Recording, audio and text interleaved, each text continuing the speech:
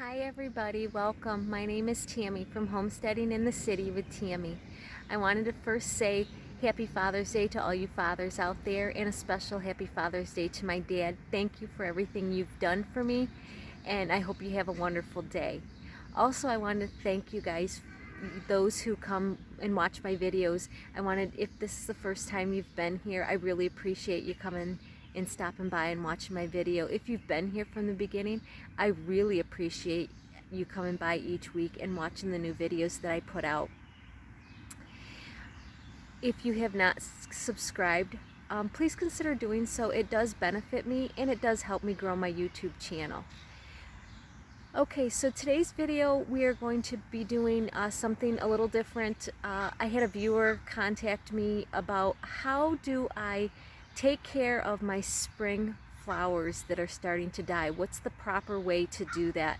So I'm going to go into detail on that. If that is something that interests you, stick around. Okay, so the viewer had asked me, how do you ready your plants for going dormant? Whether deadheading them, cutting them down, what can you do to help them when they go dormant so that they don't look so bad in your garden? So with daffodils, the one thing that you want to do is take your whole stem of daffodil, and then you're just going to bend it down, and then you can just take one of your stems and wrap it around and kind of tie it around itself there, and you'll want to leave them like that. And this will encourage, by pinching them like this, it encourages the bulbs to not produce more nutrients to the end of the plant, and it allows the greens to die. And once the greens die naturally, then you can cut it right off at the root. The other thing that you can do, if your daffodils do have seed pods like these, you can cut them off right at the seed pod and allow them to stay up. If you have a huge bed of daffodils where you have early summer, or early spring, and early summer, and they go at different times, you would want to just clip off all of your seed pods after they've bloomed, and they're right after the flower. There'll be a seed pod right after that. That allows the plant, the bulb, to know that it can stop producing a lot of extra nutrients, and it'll start taking the nutrients from the greens back down to the bulb and allow it to start getting ready to go dormant. So that's how you would do daffodils. Now tulips, once they bloom, they give this pod. What you're going to want to do is you're going to want to snap it off right at this pod, and you can use your I think you can use your finger and thumb, or you can just use scissors to snip it off. But you want to snip that pod right off, and then allow the stem to go yellow, green, or green, it already is green, yellow or brown. Like these are definitely dead.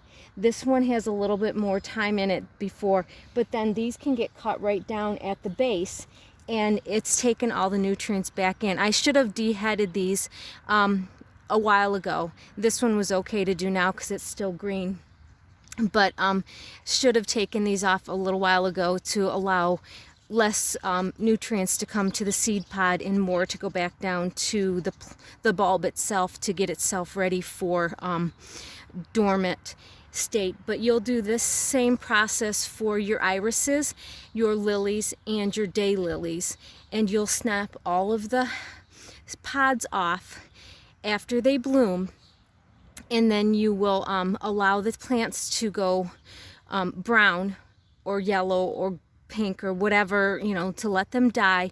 Once they don't have to go completely dead like this, but once they start dying, you can cut them down so that your flower bed doesn't look so bad with all of these dead flowers all over the place. The other thing, when you do your lilies and tulips will be the first ones that the foliage will die early and turn brown.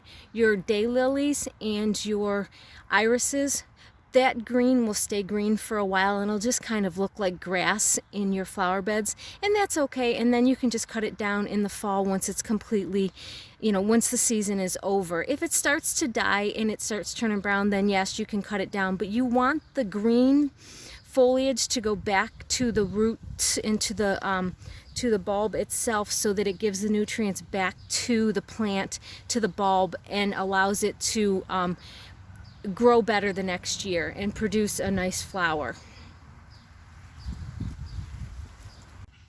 So the next thing you want to do is going to be your hyacinths and your gladiolas.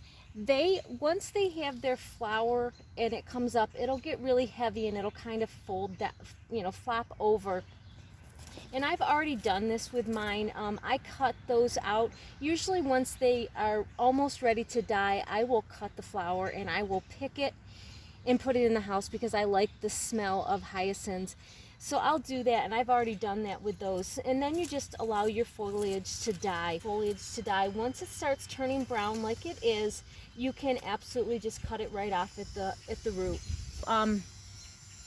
Gladiolas, once they flower and they start getting top heavy, they'll drip down a little bit. You can take those right close to the root and allow the foliage to just die on its own. And those are another one that will take a little while for the foliage the green to die down, and it'll just kind of look like grass in a bed, tall spiky grass in a bed. So that's one of those things that you can just kind of let nature take its course on and allow it to look nice by not having all the dead pods sitting in the air.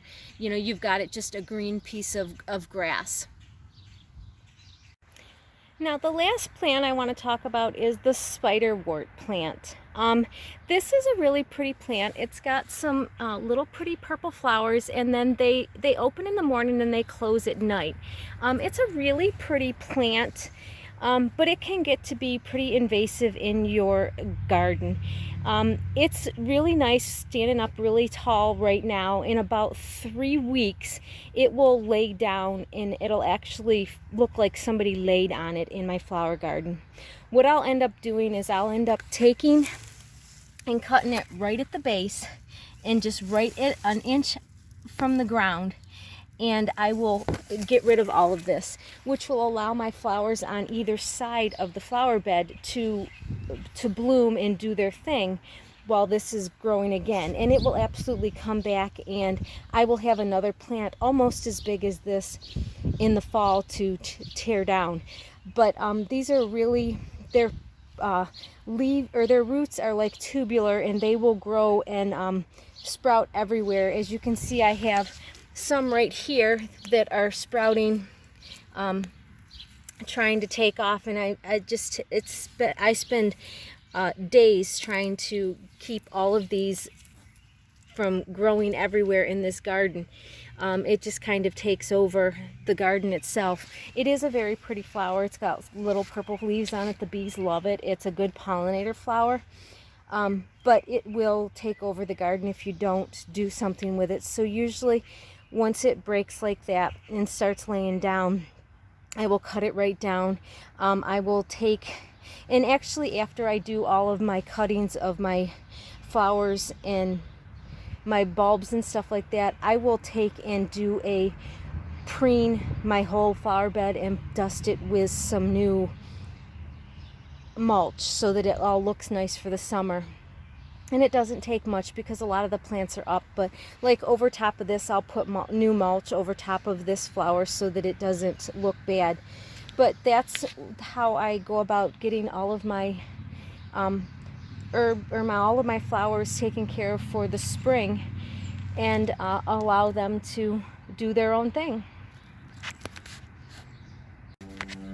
See, these are some of the roots of that spiderwort plant that they're kind of tubular and will go through, but they're really hard to kill. It's one of those plants that you really can't kill. I don't think. I've got mine by the driveway. One of them is by the driveway, and it is had salt on it from the driveway and everything, and it's doing wonderful. I don't think you can kill it. I've split mine I don't know how many times. I've given it to a lot of people. I now have to just throw it away because most everybody says when they, I'm like, oh, would you like a spiderwort plant? Well, what's that? When I tell them, they're like, oh no, that plant's invasive. Well, you can't get rid of it once you get it. And they're right.